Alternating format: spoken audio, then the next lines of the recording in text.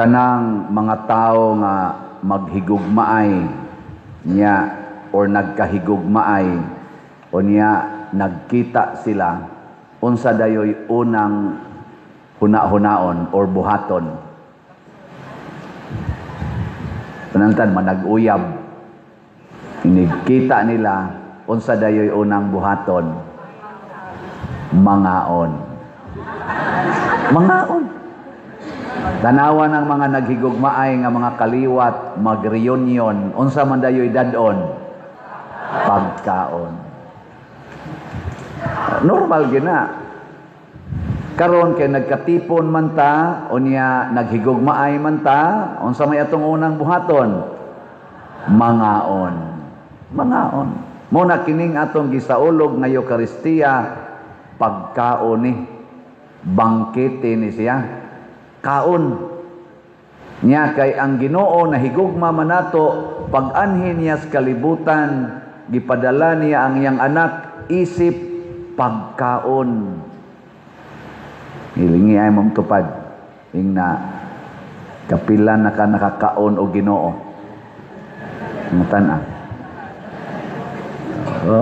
mauna siya. Kanus-a man sad mulami ang pagkaon. Kay na may usahay ang pagkaon, lami usahay, way lami. Unsa may mga panahon nga ang pagkaon lami. Una gyud basta giganahan kas pagkaon. Kinsa dinhi ang giganahan nga mukaon ni Kristo tas ngamot. Maayo. Jotay rawa katunga. Lahi day inyong giganahan kanon karon. Ikaduha, kanang wa kay sakit. Wa kay sakit, bakit masakit to ka? Waay lami pagkaon. Kinsa dinhi ang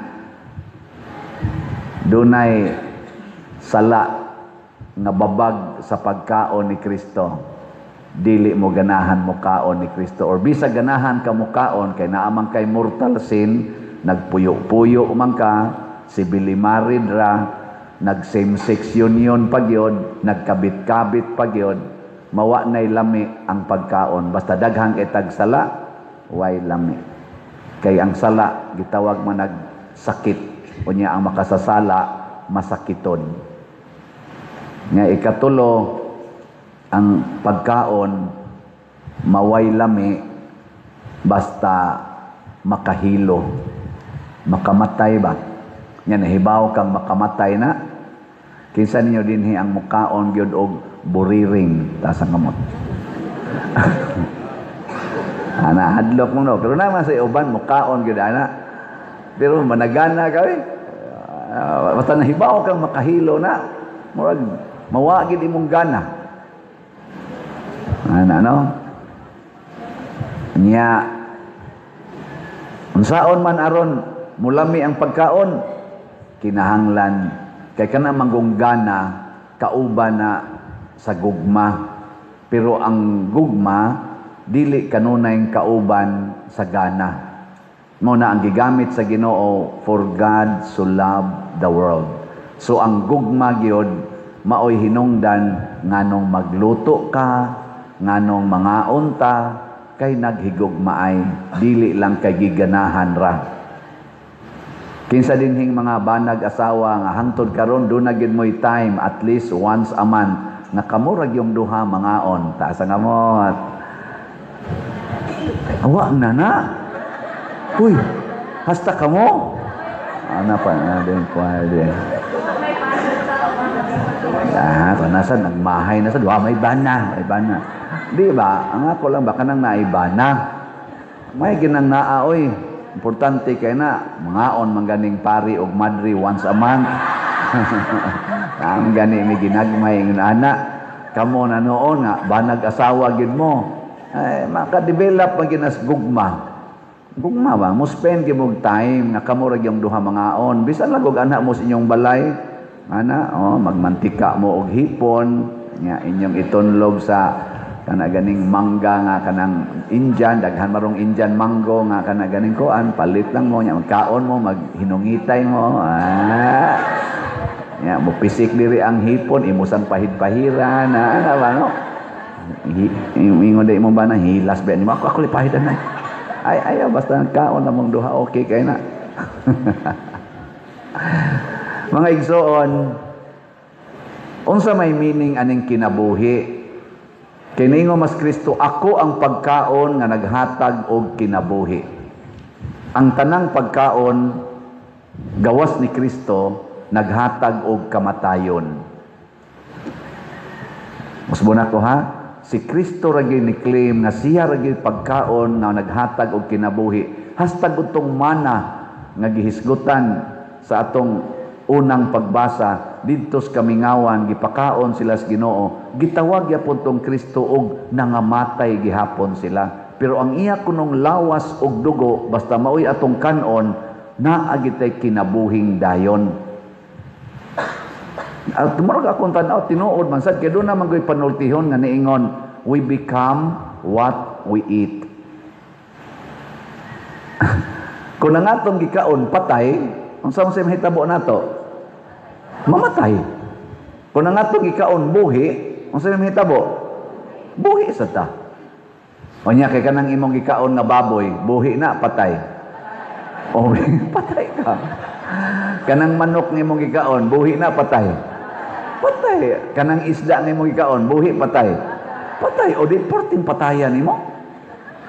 Pero kining Eucharistia, kining lawas og dugo ni Kristo nga niya sa atong altar, buhi kanunay. Bisan ang kinagamyang particle ani, buhi kanunay. Mao bitan nang natay Adoration Chapel, nganuman mag-adore ta sa buhi nga Dios. Unya kung mao na nay musod nimo, mahimog gyud kang buhi. Ano? Nakaron ayaw na mong pangaon sa mga patay. Kan-an ninyo ang buhi. Libre pag yun. No, sige, tanga na. Ingkaon sagot tayo libre pa din nga naaman usay sibot ngay anak, mamutoy bayad nimo. Ay wa man sagod mo pugsagod. Sabayasan mo ay, wa man sad mo pugsa. Kuliktahan o sa sibot ba, way kalawat ha, way kalawat ha, way kalawat. Di ka muhog, wa kay kalawat. Pero nasa giuban di gyud muhog sa sibot. Mao pay mag-una diri kalawat. Dako ra kay ka nga, amen. Ano ba yun muhog sa sibot? Gitawag na sila mga gate crosser. Kana bang manood lang, mga haon, wa katampo. Itaw, joke lang na ha, si Kristo. Ay, sug sa tingin mo sibot, ay naunsa-unsan mo. Na siya. So, ato sang pamalandungan, unsa may gipasabot ni Kristo aning mabuhi nga siya mismo nagbitay man sa krus, namatay man. Hastang mga apostolis namatay man sa atong meaning sa kamatayon.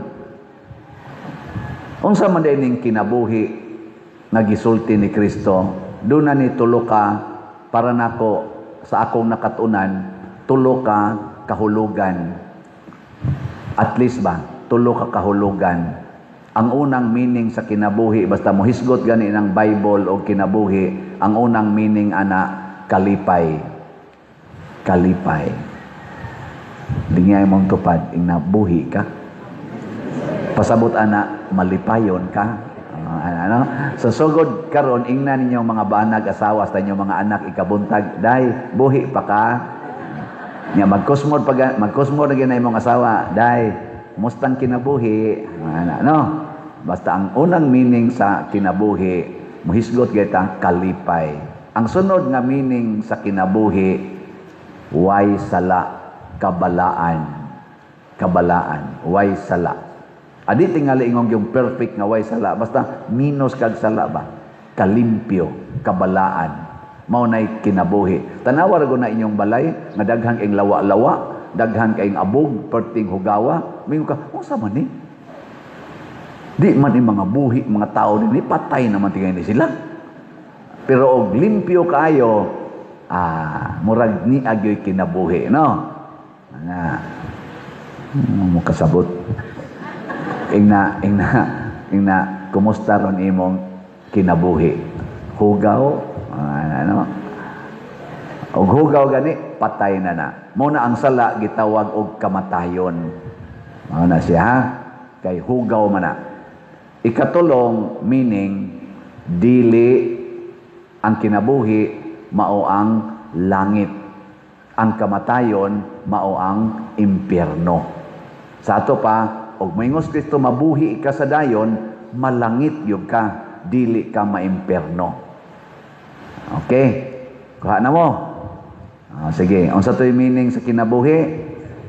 Kalipay, kabalaan, nga langit. Muna na itong gitawag og masantos ta. Matod pa ni Kristo, mga ambisyon kita nga mahimong sama sa atong amahan. Nya kay ang atong amahan balaan man, kinahanglang mabalaan sadta adto tas langit. Nakaron unsaon man aron pirmit ang buhi maton Kristo, kaon ako. Kaon gyud. Kanunay aron mabuhi. Kaya kanang pagkaon makabuhi man gina.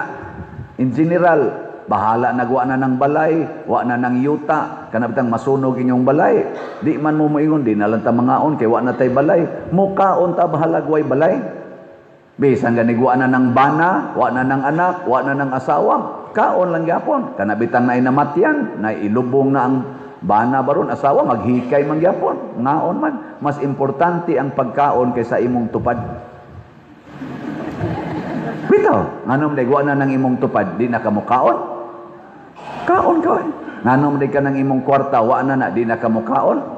Kanang imong sakyanan, wa na di ka mukaon. Kanang imong yuta, wa na di ka mukaon. Kaon yapon. Mas importante ang pagkaon. Muna kaon gyud kanunay. Nya unsaon man pagkaon si Kristo, duha ka paagi na ay gitawag natog real eating, na asay gitawag natog mystical eating. Ang real eating sa atong pagtuo kining Eucharistia. Kaon, simbag yun, pangalawat yun. Nya kuhaa ginang tanang ali kanang mga mortal sins. Kay mukalawat kang na mortal sin, murag imong gihiluan ang imong lawas. Para gud anang mukaon kag litson, kay perting lamias litson, pero ang imong kolesterol 600 na. Nya dako na kay ka og kasing-kasing. Mukaon pa kag litson. Igo na lang kang mutila ana gamay. Pero kaong yo habhab tag sa kabandihado, di na makaya. Parehas na lang taas kay kag sugar. Imong sugar ni abot nag 750. Samad, kaon pa kag ice cream. Ambot na, bahala ka, maghikog ka kaon. Mao na inana, maorasan na ang mortal sin. Ang lawas ni Kristo mahimo nang makahilo nimo basta naa kay mortal sin. Kuha o sana ang sakit nga grabe. Ana ha? Pero pras nako nga akong sugar kuan pa man napamas 120, pwede pa ni og ice cream. Haron mo abot dayog 300. Ana nga abot 300 hunong na sad ana. Hantod yun mamatay. Onya human dinhi sa real eating. Matod pa ni San Pablo sa ikaduhang pagbasa karon, miambita ni Kristo sa atong pagkaon, miambita. Sa ato pa kung si Kristo nahimo natong pagkaon, nya miambit na taniya, we become what we eat. Mahimo sa tang pagkaon ngadtos uban.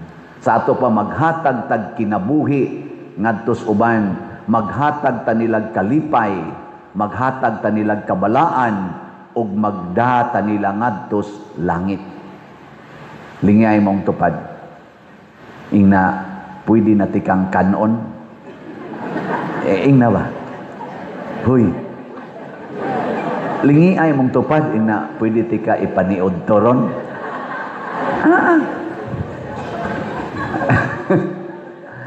Dinis atong parokya. Unsa may atong pagkaon. Unsaon nato pagpakaon di ay. Unsaon nato paghatag og kalipay, kabalaan og kasantos ang atong parokya. Kung atong matuman ang ato dinhing mga mahatag ang gikinahanglan, makalipay gina nato. Unsay atong gikinahanglan ron? Bell tower, unya adoration chapel, niya ang atong bag-ong CR, niya kanang diha buta pumero, walk of apostles, niya ang atong lingkuranan, atong mailisan. Niya unsa may atong paagi nga mag-anha ta diha maghatag sa atong gugma. Palit og raffle tickets. No? Kana mo na siya. Ang di mo palit sa raffle tickets, patay na sila. Ang mo palit og raffle ticket, mao na sila'y buhi. Liwat na silang Kristo. Pero daghan-daghan na biyang nipalit. Ako lamang taga-agamay ng report ha. Ang ato rong tickets nga nahalin as of yesterday, niabot nag 21,534 ka tickets. Pakpak. Nya nasa tay 112 ka one-stop challenge katong tag 20,000 pero 40 pa ang narimit, 72 ang wapa nato dawat. Unya hatagan sa tamo gamayng report kay gawas aning five main projects nato naa pagitay laing gipanghimo karon in preparation sad sa atong pista o sa mga panginahanglan. Mao ni siya ang mosunod ang atong gipanghimo karon. Tanawa ninyo ha, update bell tower nato. Tanawa lang ang naong sa tong bell tower o wala pa mo diha kakita, mao na ron ang iyang naong. Niya ang adoration chapel, mao sa na ang iyang naong karon or ongoing na sa sulod. Gikuan na sige hagimo. Niya ang nasa tay gibuhat nga bag-ong CR diha. Naka sugod na sadta ana septic tank lang usa og ang iyang mga columns og pillar. Unya ang atong buta pumero nagdamba pa ta para atong kuan dito no sa babaw. Nya ang ato sang karaan kayong social hall katong CWL ga renovate sadta, sugdan na nato renovation nya ato na diyang airconon puhon aron nga pwede na mo diha hayaon. Ato kilid. Unya ang diha sad sa atong kanaganing anang may lobby, open lobby sa atong office ngadto sa may Caritas o CWL kanang open diha atong gitiles kay daghan na kay nga dagma kay dangog na kay ito. So atong gitiles karon mao na ang iyang porma. Din agid mo madagma diha kay pang outdoor gina nga tiles. Unya ang atong mga ceiling atong gi-repair sa atong kumbento kay nangayayihan natong maayo sa sulod ug sa gawas nya atong kanaganing giayo-ayo nang atubangan sa atong kumbento atong giayo nya ang atong dining area kanang atong gihimo-himong dining area gipamintala nato apil na ngadto refectory sa mga pari yayihan sa kitog kuan kana dia dapita karon atong gipintalan gwapa-gwapa na siya naong na hapsay na sa una mura man to siya og kanang gikagid. Tanawa nyo dito kage walang naong pari. Unya ang ato na nagahimo tag guest room diri skilid sa atong kitchen. Ato na sa nang gitrabaho karon pamasin nga og naatay pare luoy ta maglingkod-lingkod at taon na lingkuranan may na makahigda pod sila aron mo samot og kalit sa misa. Makatuog di na nun kadto. Ora nya ang outdoor nato sa garage nato og sa kitchen ang bongbong og ang iyang ceiling ato sa gipangpintalan aron hapsay-hapsay iyang naong no. Makuan na siya napagi-atop ato yung gitarong ang atop. Unya dito pa gyud sa gawas atong gi-repair nato atong CR naghimo tag mga gardens daghan ta garden dito kabantay mo dito loyo. Oy nananom ta atong taong na kanatong taong naka-harvest na ta nagkadaghan. Unya mga organic ginatanan kaya ang atong mga malata dinhi atong gihimong compost pit atong gisagol ang mga manure o niya atong gibutang siyuta muna atong taong diha pating himsuga at gihimo na sa dito garden atong unahan puhon-puhon makapamaligya gitingita ana. So mo na atong gipanaghimo karon o uban pa di nato madetalye para lang ninyo nga namalit og atong mga raffle tickets, namalit og slots. So far in our almost 1 year na, 1 year ta karong August, mao ni ang atong nahimo dinhi niya pagid sa sud sa simbahan. Ako naman ning napakita kaning tanan natong nabuhat. Atong pakpakan ang tanan ninyong gugma nagihatag dinhi sa atong parokya. Mao ni siya ang pagpakaon. Ihatag ang makalipay, ang makapabalaan, ang makapalangit. Sa ato rong mga government officials, ako lang gining i-appeal, labi na gid sa Senate nga sikat kay karon. Na amaroy Senate nga nituo nga mga senador, grupo senador nga nituo nga ang 13 maoy legal majority. O niya ang 12 illegal majority. Niya sa pika side nasa iniingon ang 12 maoy legal majority. Kinsa ka nila aning grupuha ang naghatag og kalipay, kabalaan og langitnong daan sa mga Filipinos. Kamo nalay pamalandong naagi explain na da social media, mga lawyers, non-lawyers nagsigig himog mga komentaryo, pros and cons, mamalandong ta. Giyahan ta mos pagpamalandong og kadtong naghatag og kalipay, kabalaan og langitnong daan sa mga Filipinos, labi na gyud mga kabos, mo'y atong suportahan. Unya sa dako-dako nga scope, duha na malang ni sila gabarog mga politicians, kinsa kaha ang naghatag natog kinabuhi sa mga Filipinos, mga Marcos Group o Duterte's Group. Kana pamalandungan ta, tinud-on ta nagpamalandong, kinsa manilay naghatag og kalipay, kabalaan og daan padong sa langit, mao na atong suportahan. Ang dili mohimo ana naghatag nagkamatayon, di nato suportahan.